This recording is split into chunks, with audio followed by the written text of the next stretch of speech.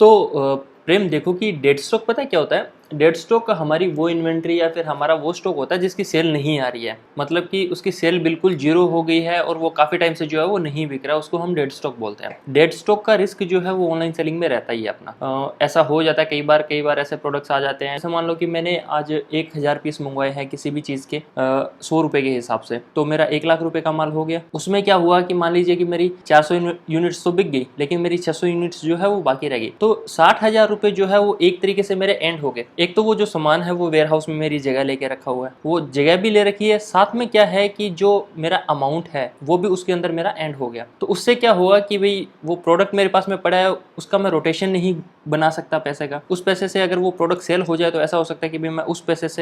पैसे को किसी दूसरी जगह पे इन्वेस्ट कर दूं, कोई दूसरे प्रोडक्ट्स जो है वो लेके आऊं, या फिर और कहीं पे जो है मैं उसको इन्वेस्ट कर दूं, तो वो नहीं होता, उसके अंदर वो रोटेशन जो है वो नहीं बन पाता है। तो अब डेड स्टॉक को अवॉइड करने के लिए देखिए हम क्या कर सकते हैं। सबसे पहली चीज तो ये होती है कि इन्वेंट्री मैनेजमेंट अगर हम सॉफ्टवेयर का यूज करते हैं, जैसे मान लो कि हम Amazon पे सेल कर रहे हैं, तो Amazon पे है ना हमें इन्वेंट्री प्लानिंग करके वहां पे दिखाता है, तो वहां पे एक्सीज इन्वेंट्री दिखा देता है कि हमारी कितनी इन्वेंट्री जो है ना वो एक्सीज हो रखी है। तो अगर हम वहाँ पे चेक करेंगे ना तो हमें पता चल जाएगा कि भाई हमारा प्रोडक्ट कितने टाइम से जो है वो सेल नहीं हो रहा है, कितनी यूनिट्स जो है वो इसकी एक्सीज है और ये लगभग कितने टाइम में जो है वो सेल हो गई, वहाँ से भी पता चल सकता है। हम अपने लेवल पे भी टाइम टू टाइम है ना हमारे वेयर हाउस का या फिर हमारे पैनल के अंदर हमारे इन्वेंट्री का जो है वो रेगुलर चेक कर सकते हैं कि भाई कौन से प्रोडक्ट्स जो है वो हमारे सेल हो रहे हैं, कौन से प्रोडक्ट जो है वो नहीं सेल हो रहे हैं। क्योंकि क्या होता है कि बहुत सारे यूनिट्स रहते हैं, बहुत सारे एसक्यूज रहते हैं, 200 300 400 एसक्यूज है, वो उसमें पता नहीं चलता। तो रेगुलर चेकअप बहुत जरूरी होता है एसक्यूज का, यूनिट्स का, कि कौन से प्रोडक्ट की कितनी यूनिट्स हमारे पास में पड़ी है, कितनी नहीं बिक रही। जैसा कि हम यहाँ पे क्या करते हैं, जैसे कि हमने सिस्टम बना के रखा हुआ है कि भी कोई भी इन्वेंट्री है वो आप ऐसा मान के चलिए कि भी जिसका लास्ट 30 दिनों से कोई भी ऑर्डर नहीं आया, वो डिपेंड करता है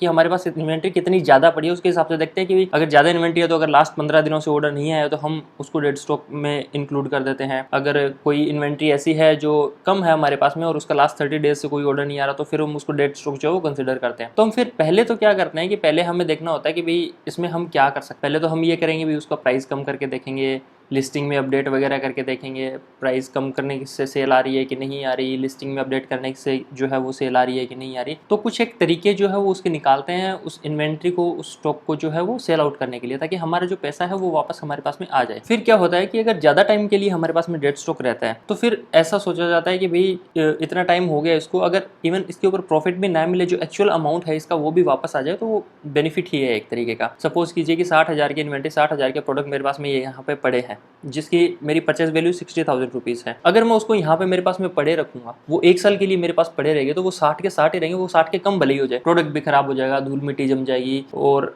कोई रीज़न की वजह से प्रोडक्ट बड़े खराब हो जाते हैं, डल हो जाते हैं। तो उससे अच्छा है कि अगर मेरे को उसकी एक्चुअल वैल्यू भी मिल रही है तो एटलीस्ट मैं उसको मार्केट में इन्वेस्ट करके जो है वो वापस उसके दूसरे प्रोडक्ट्स लेके आ सकता हूँ, या फिर दूसरा जो है उस पैसे को मैं रोटेशन में घुमा सकता हूँ। तो डेड स्टॉक के लिए हमें सबसे पहली चीज़ तो है ये इन्वेंट्री मैनेजमेंट करनी पड़ेगी। हमें रेगुलर जो है वो इन्वेंट्री चेकअप करना पड़ेगा कि भाई हमारी इन्वेंट्री में कोई प्रोडक्ट ऐसा तो नहीं है जिसकी लॉन्ग टाइम से सेल जो है वो नहीं आ रही। इन्वेंट्री प्लानिंग होगी। उसके बाद में इस चीज़ को अवॉइड करने के लिए हम ये कर सकते हैं कि हम स्मॉल क्वांटिटी में ऑर्डर करें सबसे पहले। कई बार डेड स्टॉक होने का रीज़न ये होता है कि हमें आइडिया नहीं होता कि भाई ये जो प्रोडक्ट है ये कितना बिकेगा, कोई आइडिया हमें है नहीं। पर हम क्या करते हैं कि हम सस्ते के लालच में आ जाते हैं। हमें पता है कि हम अगर एक साथ क्वांटिटी उठाएंगे तो ये जो भी होलसेलर है या फिर डिस्ट्रीब्यूटर है वो हमको 10 रुपये सस्ता देगा कोई भी प्रोडक्ट, ठीक है। लेकिन अगर हम उसकी थोड़ी क्वांटिटी परचेज करते हैं तो वो प्रोडक्ट हमें महंगा पड़ेगा। तो कई बार क्या आता है कि सस्ते के लालच में हम बड़ी क्वांटिटी उसकी ऑर्डर कर देते हैं, उसके बाद में क्या होता है कि वो सेल नहीं होती, तो वो एक तरीके से लॉस हो जाता है। तो स्मॉल क्वांटिटी उठाइए स्टार्टिंग में, चाहे आपको वो थोड़ा सा कॉस्टली पड़ रहा है, तो उससे क्या होगा कि आपका रिस्क जो है वो कम हो जाएगा। कॉस्टली आपको थोड़ा सा पड़ेगा, लेकिन अगर आपके पास में थोड़ी क्वांटिटी है तो आप एक बार उस पर ट्रायल कर सकते हो कि भाई ये जो प्रोडक्ट है वो चल रहा है कि नहीं चल रहा, उस तरीके से। तो हम स्टार्टिंग में स्मॉल क्वांटिटी उठाए, फिर उसके ऑर्डर्स देखेंगे भी कितने ऑर्डर आते हैं, महीने के अंदर इसके कितने ऑर्डर्स आ रहे हैं, उसके हिसाब से फिर जो क्वांटिटी है वो वापस उसकी रिस्टॉक करते रहिए उसके हिसाब से, तो आपका डेड स्टॉक जो है वो नहीं होगा। फिर उसके बाद में भी अगर मान लीजिए कि हमारी डेड स्टॉक हमारे पास में कुछ हो जाता है, कुछ प्रोडक्ट्स ऐसे हैं जो रह जाते हैं, तो उसका हम फिर ऐसे कर सकते हैं, प्राइस कम कर सकते हैं। प्राइस कम का मतलब ये है कि पहले हम प्रॉफिट जो है वो अपना कम करके देखेंगे कि भी वो सेल हो रहा कि नहीं हो रहा। कम प्रॉफिट में भी नहीं सेल हो रहा तो फिर हम ये देखेंगे जो हमारी परचेज प्राइस है अगर उसमें में सेल हो जाए तो भी बढ़िया बात है। दूसरी चीज़ हम उसके लिए ये कर सकते हैं कि अगर हमारे कनेक्शंस है या फिर अगर हम ऑफलाइन मार्केट में जो है वो सेल कर सकते हैं तो हम उसको ट्राई करेंगे कि ऑफलाइन मार्केट में कहीं पे सेल कर दें, किसी रिटेलर को सेल कर दें, या फिर अगर हमारी खुद की कहीं पे कोई भी रिटेल शॉप है या फिर हमारा खुद का कहीं पे कोई ऐसा बिजनेस है जहाँ पे हम रिटेल में ऑफलाइन दे सकें, तो हम वहाँ पे उस इन्वेंट्री को जो है वो सेल करने की कोशिश करेंगे। लेकिन अगर ऐसा नहीं है, हम ऑफलाइन रिटेल में नहीं दे सकते, तो हम ये करेंगे कि भाई जहाँ से हमने उस इन्वेंट्री को परचेस किया है, जिस भी डीलर से या होलसेलर से, उनसे बात करेंगे। अगर उनके साथ में हमारे रिलेशन अच्छे हैं, हम उनको अगर कन्विंस कर पाते हैं इस चीज़ में कि भाई आपसे हमने ये प्रोडक्ट परचेस किए थे,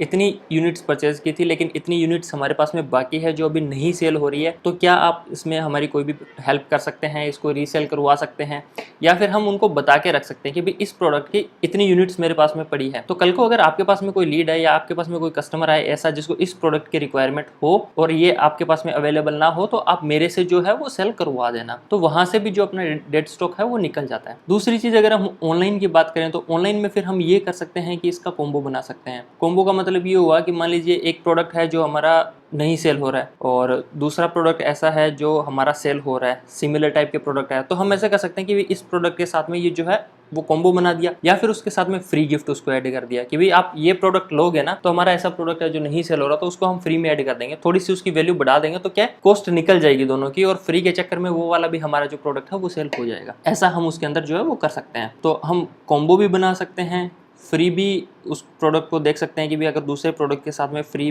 बाई करके या फिर ऐसा करके हम उसको जो सेल करें तो वो ऐसे भी हो जाएगा। तो इस तरीके से हम अपने जो डेड स्टॉक है ना उसके साथ में डील कर सकते हैं। डेड स्टॉक बहुत बड़ा रीज़न होता है सेलर्स के लॉस होने का, क्योंकि कई बार क्या होता है ज़्यादा इन्वेंट्री में ना पता नहीं चलता, कुछ प्रोडक्ट्स पड़े हैं और कई सेलर्स क्या है जो उनको चेक ही नहीं करते, वो देखते ही नहीं है कि आप अपने वेयर हाउस में कौन सा प्रोडक्ट जो है वो लंबे टाइम से पड़ा है। तो ऐसे में क्या होता है कि कैश फ्लो जो है वो खराब हो जाता है। कैश फ्लो खराब हो जाएगा तो बिजनेस में जो है वो प्रॉब्लम आएगी। तो रेगुलर चेकअप हमारा होना चाहिए अपनी इन्वेंट्री पे, हमारे स्टॉक पे, कि भी कोई ऐसा प्रोडक्ट तो नहीं है जो हमारा नहीं बिक रहा है, या कोई ऐसा प्रोडक्ट तो नहीं है जो काफ़ी टाइम से पड़ा है और हमारा पैसा भी रोक के रखा हुआ है, वेयर हाउस में हमारी जगह भी जो है वो रोक के रखी हुई है। तो फिर हमें उसके ऑप्शंस निकालने पड़ते हैं कि हम उसका क्या करें। उसको ऑफलाइन मार्केट में हम बेच सकते हैं, अपने सप्लायर को जो है वो भी पूछ सकते हैं कि भाई आप इसको जो है वापस ले लीजिए अगर ऐसा पॉसिबल हो तो। अगर वो बोल दे कि भाई वो वापस नहीं ले सकते, लेकिन वो अगर उनके पास में कोई कस्टमर आएगा तो वो आपको बता देंगे, तो आप जो है वो वहाँ पे सेल कर सकते हो डायरेक्टली। दूसरा, हम ऑनलाइन में प्राइस ड्रॉप करके भी देख सकते हैं कि भाई कम प्रॉफिट में निकल जाए तो भी ठीक है, और अगर ज़्यादा ही पुराना स्टॉक है हमारे पास में और वो नहीं निकल रहा है तो हम ये सोचते हैं कि भाई चलो जिस रेट में हमने परचेज किया उसमें निकल जाए तो भी ठीक है, तो एटलीस्ट हमारा जो मेन अमाउंट है वो तो हमारे पास में वापस आ जाएगा। दूसरा, उसके साथ में हम